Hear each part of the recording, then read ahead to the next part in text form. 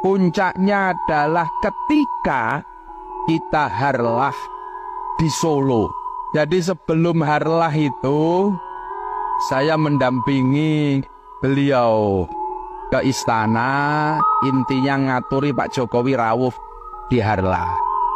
Tiba-tiba di istana itu Pak Jokowi menawarkan, ini Pak Prabowo sama Pak Erik sudah ketemu, kayaknya sudah cocok, mau berangkat Prabowo Erik.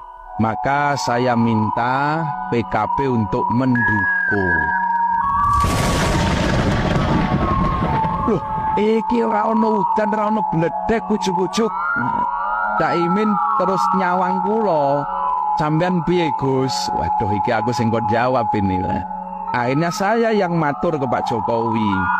Nyuwun sewu, Bapak, kalau PKB diminta dukung Prabowo Erik, jujur kita keberatan. Alasannya nopo, Gus? Ya karena kedua-duanya tidak ada irisan NU-nya. Kiai-kiai di bawah akan kelulek kampanye pripun, Pak. Iki, Pak. Saya sampaikan terbuka waktu itu. Intinya kita nolak lah.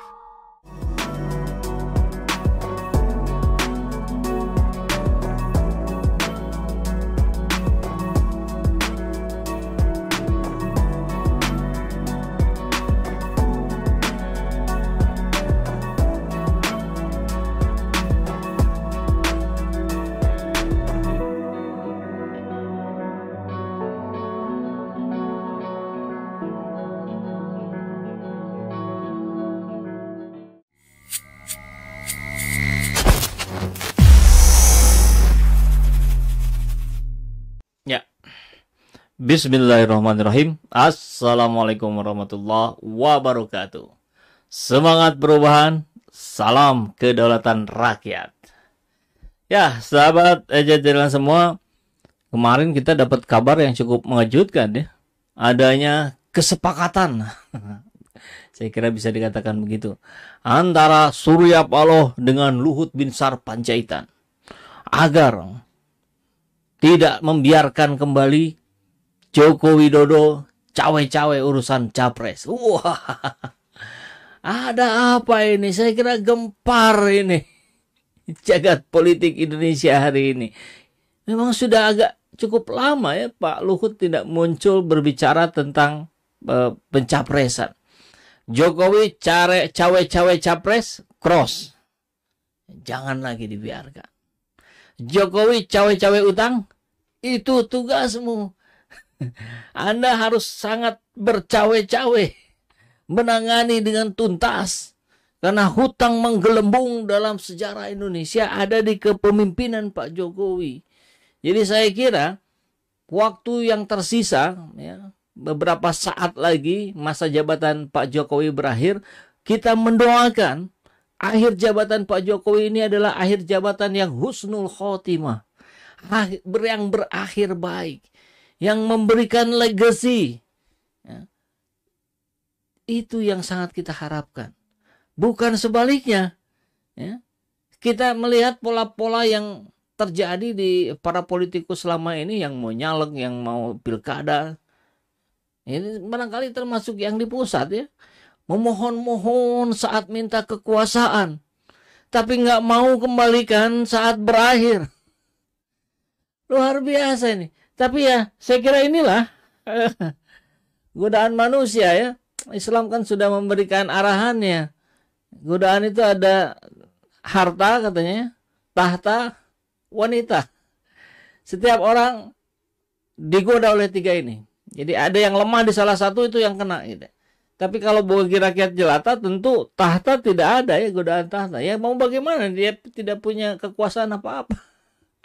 Nah, ini justru yang menjadi sebuah fenomena menarik yang terjadi di politik Indonesia.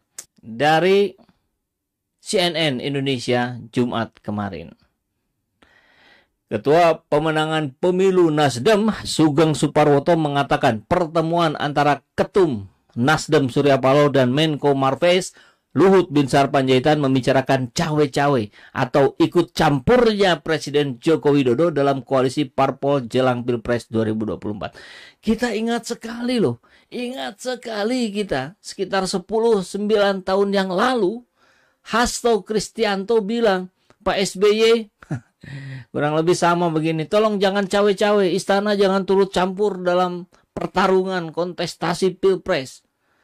Dan apa yang Pak SBY lakukan? Memang tidak turut campur. Ya, di 2014 SBY tidak berupaya untuk menjadikan pelanjutnya yang mengamankan beliau. Karena beliau barangkali memang posisinya aman. Menurut kedua tokoh yang bertemu di Wisma Nusantara lantai 28 Jakarta Pusat itu bersepakat, wah ini menarik, bersepakat tidak akan membiarkan cawe-cawe presiden. Wow, ngeri nih. Kan makna tidak akan membiarkan ini loh. Kira-kira apa yang akan dilakukan oleh SP dan LBH? Luhut Binsar Panjaitan, LBP. Jadi di titik ini, saya kira kita melihat bagaimana kekuasaan Joko Widodo semakin menurun, semakin sirna. Nah mestinya, saran kami kalau rakyat kan hanya bisa menyarankan saja. Ini juga sebagai bentuk kecintaan kita pada negeri ini kan. Saran kita, Pak Jokowi, mulailah sekarang melakukan program-program husnul khotimah itu gitu. Kalau siapa Menteri Investasi ya Bahlil itu. Capres-capres kalau mau menang harus baik-baik ke Pak Jokowi. Saya balikin. Wahai Pak Jokowi, kalau mau baik-baik pasca lengser, ya Anda harus baik-baik juga ke para capres. Ya gitu kan? Jangan ke sini di-endorse, ke sini dinegasikan. Kalau mau endorse ya endorse semuanya. Kalau mau diam tidak berespon, tidak mendukung salah satu, ya lakukanlah seperti SBY. Kedua tokoh tadi sepakat bahwa ini tidak boleh dibiarkan. Karena ini juga bisa mengancam. Artinya akan menimbulkan dinamika yang kadang tidak perlu. Jokowi menegaskan statusnya bukan hanya kepala negara, melainkan juga pejabat politik.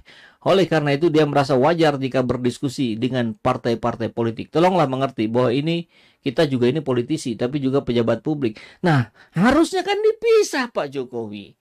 Kalau Bapak sebagai pejabat publik menggunakan istana, ya itu memang tempatnya. Tapi kalau Bapak kemudian memposisikan diri sebagai politisi, berbicara untuk masa depan kelompoknya, ya enggak boleh dong pakai istana. Nah, kemudian kita melihat kalau hal-hal ini terus dilakukan, bagaimana negara ini bisa diurus? Wong bapaknya malah sibuk begini-beginian.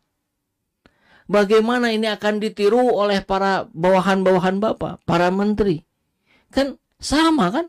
Menteri juga sama, sekarang menteri sibuk bersafari urusan politik. Pak Prabowo keliling.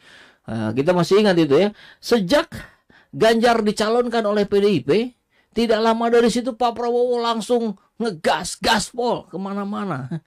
Ketemu tokoh ini, ketemu ulama ini, ketemu kelompok ini, ketemu luar biasa.